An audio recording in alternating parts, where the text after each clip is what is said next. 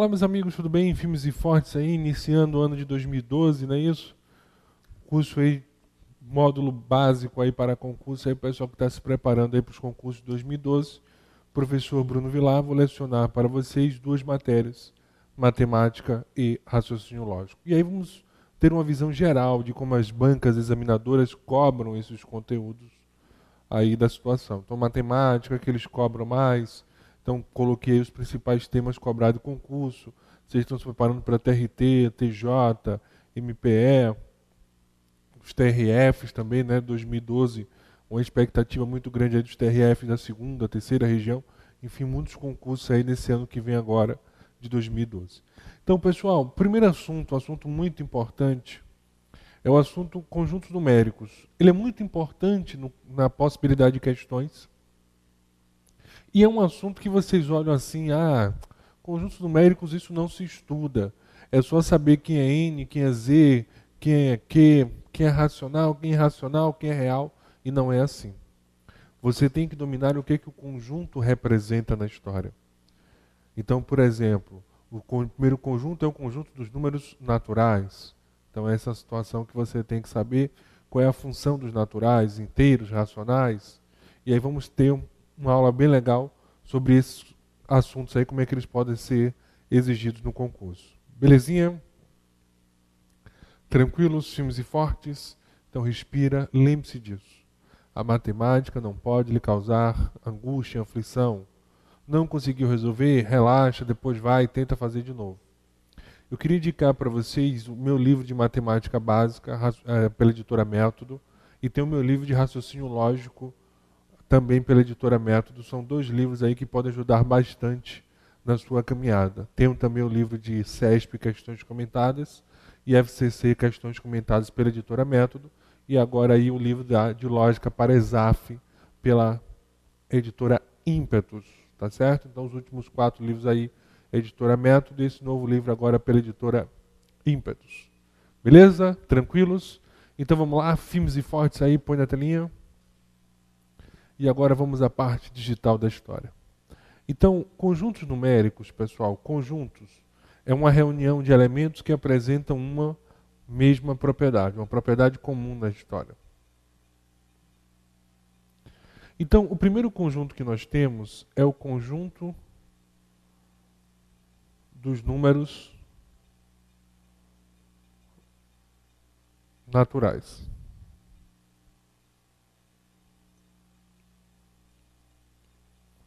O N. O conjunto dos números naturais, 0, 1, 2, 3, 4 e assim vai, ele tem a função de contagem. Beleza? E não esqueça que o N asterisco é sem o 0. 1, 2, 3, 4 e assim vai. Então, o N normal, 0, 1, 2, 3, 4. O N asterisco é sem o 0. Então, nós temos aí uma função de contagem na história. E é tanto que nós temos a chamada base 10, que é a nossa base numérica. Por que base 10, Bruno? Porque nós trabalhamos com 10 elementos. 0, 1, 2, 3, 4. E 9. Tem até um matemático árabe que diz o seguinte: Deus criou de 0 a 9. O homem, com a sua ganância, o 10 em diante. E por que ele diz isso? Porque até de 0 a 9 você tem 10 algarismos, você tem dígitos distintos. A partir do número 10 você começa a repetir dígitos. 1, 0, número 11, 1, 1, o 12, 1, 2 e assim vai. Beleza? Só um cuidadozinho. E aí eu queria comentar com vocês, e o CESP adora colocar isso.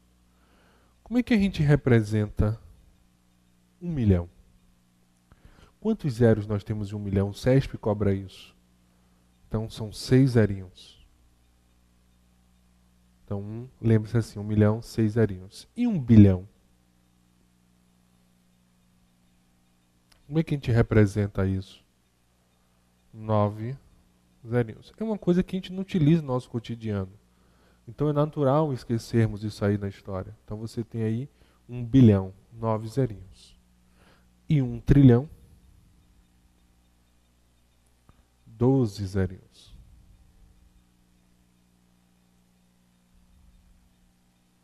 Doze zerinhos na história. Beleza? Tranquilos? Então dá aquela paradinha especial e eu vou comentar alguns pontos. Por exemplo, Bruno, como é que eu represento 7,5 milhões? Observe que você tem um número após a vírgula. Então, em vez de você ter 6 zeros, você vai ter 5. Então, 7,5 milhões nada mais é do que 7 milhões e 500 mil. Então, quando você diz assim, 4,32 milhões, então você coloca o 4. Milhões são 6 zerinhos. Só que você tem dois números pós-vírgula, então você perde 2 zeros. Então vai ficar 32 com 1, 2, 3, 4 zeros. Então você tem 4.320.000 na história. Se você representar assim, ó, 6,02 milhões, aí você tem 6, observe que você tem dois números, 0,2, então 4 zerinhos. Então você tem 6 milhões, ok, e 20 mil. Então essa é a historiazinha da situação. Eu boto esse tracinho aqui em cima, cada 3 casas eu separo. Isso aqui é um hábito meu, né? Isso não é obrigação não, só é um hábito de separar aí, coisa de matemático. Então isso daí, gente, vem comigo, que é um assunto básico na história. A FCC cobra bastante, ou a FCC não, o CESP cobra bastante esse assunto. Então dá a paradinha especial lá, por favor. Copia aí, quem copiou, dá a paradinha e copia. Lembre-se que isso aí só o CESP que cobra nos concursos. Seguindo a nossa caminhada, nós temos o segundo conjunto dos números inteiros.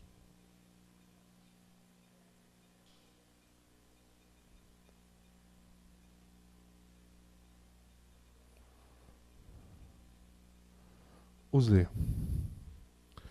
E aí o Z, nós temos o seguinte. São os números naturais assumindo valores positivos e negativos na história. Então, Z são os números naturais assumindo valores positivos e negativos na história. Então, menos 3, menos 2, menos 1, 0, 1, 2 e assim vai. Beleza? Então não esqueça aí, os Z são os números naturais assumindo valores positivos e negativos. Aí eu vou comentar com vocês os chamados subconjuntos de Z. Então você tem o Z asterisco, que é sem um zero. Então vem do menos infinito, menos 2, menos 1, aí não tem um 0, 1, 2 e assim vai. Aí você tem um Z mais. 0, 1, 2, 3 e assim vai. Então vocês podem observar que todo número natural, ele é um número inteiro na história. Aí você tem o Z menos.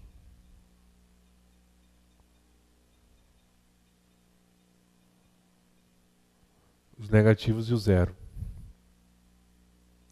O Z asterisco mais. 1, 2, 3, 4 e assim vai. E o Z asterisco menos. E assim vai. Só um cuidado. Esse daqui nós chamamos de não negativos. Ou seja, os não negativos, o neutro e os positivos. Aqui, não positivos.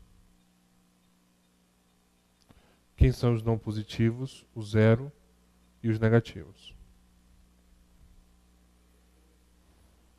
Aqui são os positivos. E aqui os negativos na história.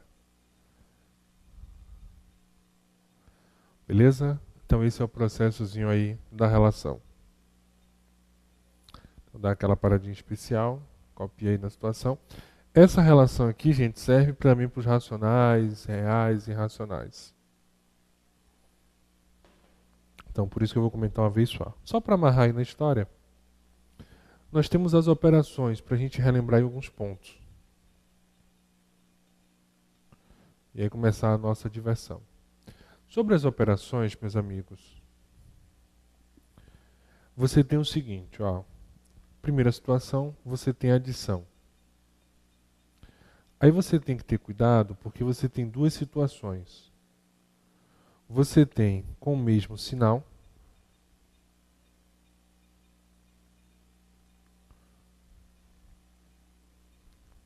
Tá certo?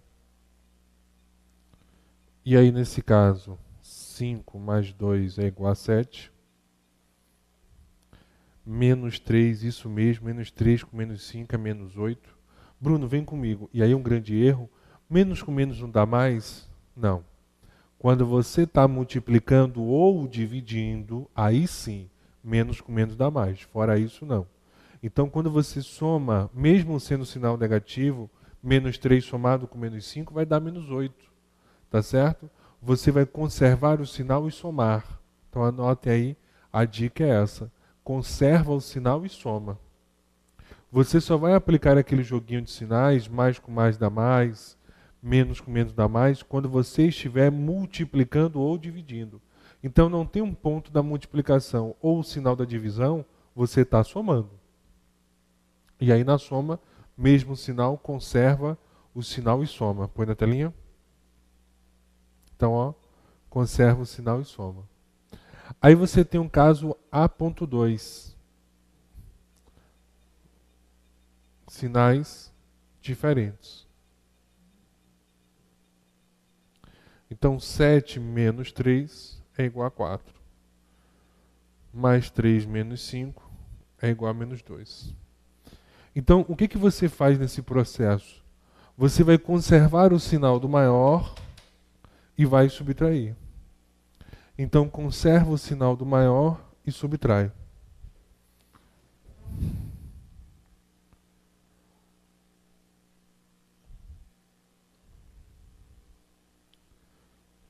Sete menos 3 igual a 4.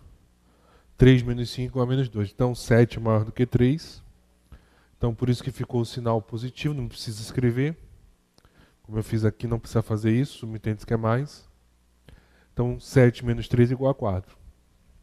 O 5 é maior do que o 3, a nível da reta numérica aí. Então, você vai conservar o sinal negativo, porque o 5 é maior. E aí, 5 menos 3 dá 2. É igual a 2. Então, esse é o processo. Beleza? Agora, você tem a outra situação. Trata-se da multiplicação ou divisão. E aí, nesse caso, nós utilizamos o jogo de sinais. Mais com mais é igual a mais, menos com menos vai dar mais com menos dá menos e menos com mais dá menos. Ou seja, sinais iguais, positivo. Sinais diferentes, negativo. Então, esse é o detalhezinho da história. Sinais iguais dá positivo, sinais diferentes, negativo na história. Ok? Aí, pessoal, o seguinte, ó. Então, 5 vezes 3 igual a 15. Menos 2 vezes menos 7. Observe que tem um ponto da multiplicação aí. Então, menos com menos dá mais. 2 vezes 7, 14. Ele pode colocar também um parêntese. Tem a função de multiplicação aí. Então, mais com menos dá menos. 4 vezes 3, 12. Então, menos 12 aí na história. Então, esse é o processozinho da nossa relação. Tranquilo? Tranquilos aí, não esqueça do jogo de sinais. Porque lembre-se, matemática não é só entendimento. A parte dos cálculos também ela é importante. Volta lá. Então dá aquela paradinha especial. Para copiar na história, pode vir comigo agora. Então, essa partezinha básica dos cálculos. Então, treinar o trabalho braçal, tirar a calculadora. Não esqueça aí, gente, que a parte de matemática requer tempo, então tem que refazer as questões. Não é só acertar, você acerta, aproveita em casa, refaz. Porque lembre-se que você só tem 1 minuto e 30. Às vezes 2 minutos para pensar, refletir, fazer o cálculo e acertar a questão. Então na verdade eu ouço muito isso e recebo muitos e-mails. Poxa, Bruno, fiquei sem fazer 5 questões de matemática porque não deu tempo. E aí você acaba perdendo 5 questões porque vai ter que chutar. E aí você acaba se igualando a quem não estudou. Então lembre-se disso. Fez, acertou, beleza, refaz para desenvolver agilidade na história. Vamos brincar com algumas questões clássicas de conjuntos numéricos naturais inteiros. Põe na telinha aí.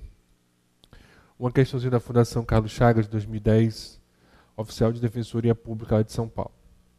Ao realizar na calculadora a divisão de 35 por um certo número, que nós não sabemos qual é. Se não sabemos, associamos a uma letra, uma variável chamada de x. O resultado obtido foi 14. O número que o problema se refere é, então, ao realizar a calculadora a divisão de 35 por um certo número. Então, pegamos 35 e dividimos isso por x. O que aconteceu? O resultado obtido foi 14. Então é isso que ele está lhe informando aí. Você tem nesse caso aí uma proporção. Então você pode fazer isso aqui. 14 vezes x é igual a 35. X é igual a 35 sobre 14. Simplificando por 7, nós teremos 5 meios. E aí, gente, ó, 5 meios, 5 dividido por 2, 2 vezes 2, 4, 5 menos 4 dá 1. Esse 1 é o resto, que não desceu mais em um número. Mas eu quero continuar a conta, Bruno, não tem problema. Eu coloco a vírgula, dá direito de colocar um zerinho aí. E aí, 5 vezes 2 dá 10. 10 menos 10 dá 0. Então, 5 meios é igual a 2,5. Então, esse foi o número que ele utilizou aí na história. Ele dividiu 35 por 2,5. Na verdade, o que ele está dizendo a vocês foi 14 foi multiplicado por um certo número e essa multiplicação deu 35. Beleza? Dá aquela paradinha especial para copiar. Letra D de dado é a nossa resposta correta. FCC TRF, primeira região, 2006.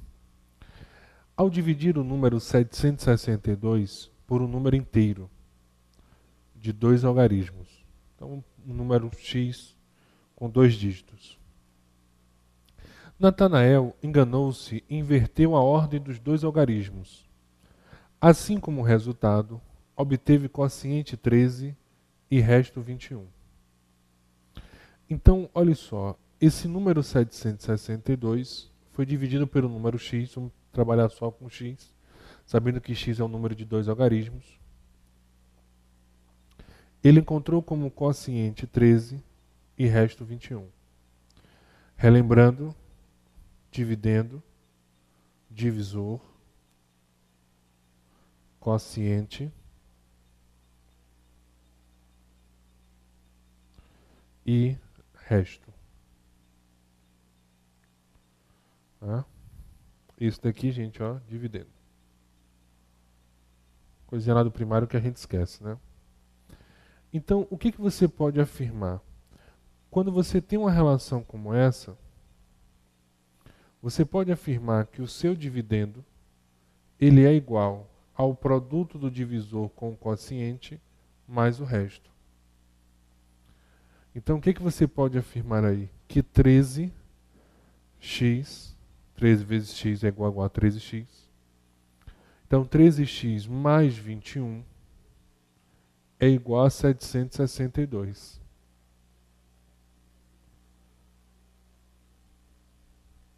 Então, é isso que ele vai afirmar de vocês. Aí você passa esse 21 para o outro lado muda o sinal. Se ele é positivo, ele passa a ser negativo. Então 13x é igual a 762 menos 21. 13x é igual a 741. X é igual a 741 sobre 13. Então x é igual a 57. Então esse é o resultado aí da história. Que esse número, não esqueçam que ele errou no cálculo da situação. Beleza? Então dá aquela paradinha. Conceitos básicos aí novamente, ele cobrando isso de vocês na história. E aí recordar é viver, né? Agora o que a gente vai ter que fazer? Ele quer um novo cálculo da história. Então, ó, se efetuasse corretamente a divisão, esse número está invertido, não era 57. Ele inverteu a posição. Então, na verdade, o que ele queria fazer era isso. Dividir 762 por 75. Era essa a divisão que ele deveria fazer. Então aí, 75 vezes 1 é 75. 76 menos 75 dá 1. Desce o 2. Qual é a grande pegadinha dessa questão, meus amigos? É o seguinte. Muita gente para a conta aí e diz que a resposta é quociente 1 e resto 12, já que o 12 é menor do que o 75. Mas aí muito cuidado, pessoal. No momento que você desce um número, você tem obrigação de continuar a divisão. Mas Bruno, o 12 ele é menor do que o 75, não tem problema, você continua. 0 vezes 75 vai dar 0. 12 menos 0, 12. Tem algum número aqui para descer? Não. Então aqui é o seu quociente. E aqui é o seu resto. E observe, ó, 75 vezes 10 mais 12. Expressão numérica, a multiplicação ou divisão tem prioridade. Então 750 mais 12, 762. E muita gente erra essas questões aí.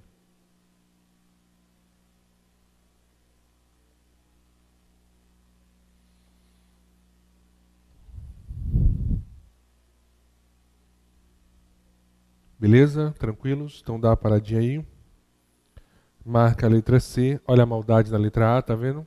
A nossa resposta correta é a letra C, 10 e 12. 03, belíssima questão. Tem um macetezinho aí para vocês. Olha uma questãozinha de contagem, bem legal. Um fato curioso ocorreu em uma família no ano de 1936. Nesse ano, Ribamar tinha tantos anos quanto expressavam os 2 últimos algarismos do ano em que se nascera. E, coincidentemente, o mesmo ocorria com a idade de seu pai. Nessas condições, em 1936, a soma das idades de Ribamar e de seu pai em anos era igual a... Aconteceu foi o seguinte. Aqui é o ano 1936. Ribamar nasceu em 1900 e XY. E ele observou que isso daqui é a idade dele. Os 2 últimos algarismos do ano que se nascera. Nesse ano de cá, 1936, ele observou essa equivalência, essa igualdade. Vem comigo aí. Qual é a sua idade atual hoje? Como é que você faz? Eu completei aniversário esse ano ou não completei? Você pega o ano que você está, menos o ano que você o quê? Nasceu. Então, esse é o cálculo da idade. Então, a pessoa que nasceu no ano de 2000, 2011 tem 11 anos, ou vai fazer 11 anos, né? Ou irá completar 11 anos. Por quê? 2011 menos 2000, 11 anos de diferença. Então, a sua idade aí sempre é o ano que você está, menos o ano que você nasceu. Essa é a sua idade na história. Põe na telinha. Então, a idade de Ribamar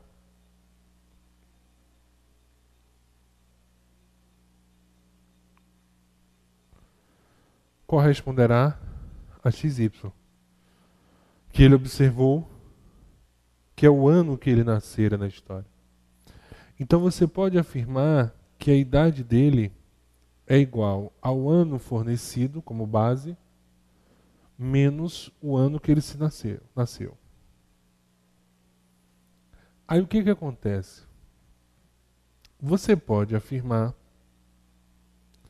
que isso daqui é igual 1900xy é a mesma coisa que 1900 mais xy. Só não esqueça do sinal de menos aí na frente. Então essa expressão de cá é igual a essa. 1900xy é a mesma coisa que 1900 mais xy. Então, o que nós temos aí na situação? XY é igual a 1936 menos 1900 menos XY. Então eu vou passar aqui para o outro lado, ó. XY é igual a 36, desculpa.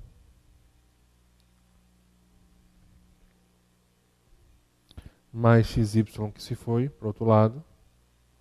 Agora sim, aqui é a diferença da 36. Então 2xy é igual a 36. Então xy, que é a sua idade, será 36 dividido por 2. XY é igual a 18. Então Ribamar nasceu em 1918. E aí observem o seguinte: a pessoa que nasceu em 1918, o que ela acontece? Em 1936 ela vai ter 18 anos. Então, os dois últimos algarismos do ano que nascera será coincidente com aquele ano fornecido, na idade naquele ano base. Só que vocês não precisam fazer isso tudo. Vamos ao macete para esse tipo de questão. O ano base não é 1936?